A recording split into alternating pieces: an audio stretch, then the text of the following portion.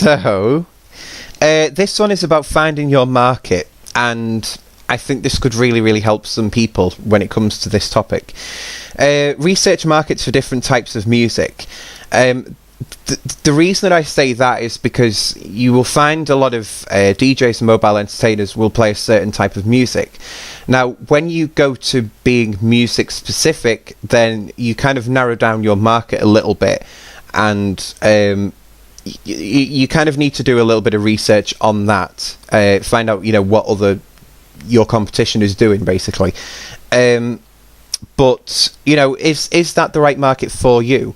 I think it took me quite a while to establish what market I wanted to be in, and I guess you could kind of call it your typical wedding DJ when it comes to music, because I will literally play music from any decade. If people are going to get up and dance to it, I'm going to play it.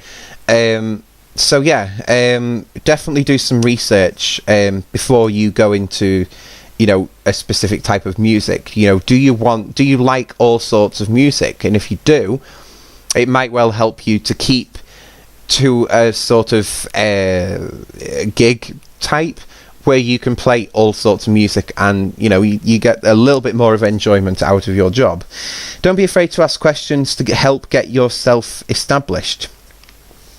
With that one, what I mean is, it's asking the questions that you may well feel really awkward asking. If you're in a bar that you really enjoy and you're like, I play this sort of music, I could do this, don't be afraid to ask them, where'd you get your DJs from? How can I apply to be a DJ here? I would really like to work here. How much do you pay? That sort of thing. So just don't be afraid to ask the questions. Enjoy the type of work that you do. I think I kind of covered that in the first point, but the main reason, if you're doing a sort of entertainment role, the main reason that you're doing it is because you enjoy it, presumably. So make sure that you are enjoying the work that you do, and if you're not enjoying it, make the changes happen so that you are enjoying it. Kind of would make sense, that a little bit there.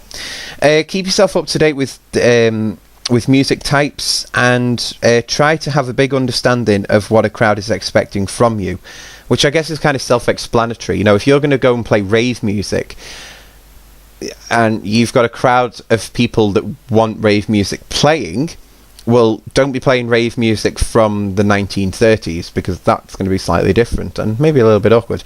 But yeah, just keep yourself up to date with what's going on and what the crowds want from you. Yeah, and that's basically it for finding your market. Okay, so we come to Ask MBD, and we have 3 questions for this one. Yay!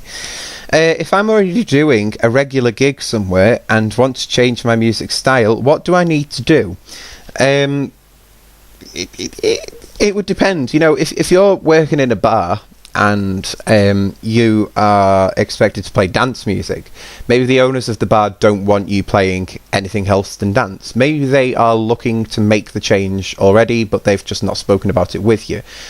Ask the person who's paying you, basically. See, if they will allow you to try a new style of music. What would they let you try? That kind of thing. Just speak up about it. Can I make more money from changing the type of music that I carry or use at a gig? I genuinely wouldn't know about that. I guess it's more down to kind of who's hiring you rather than what sort of music you're playing. So it depends where the work is going to come from.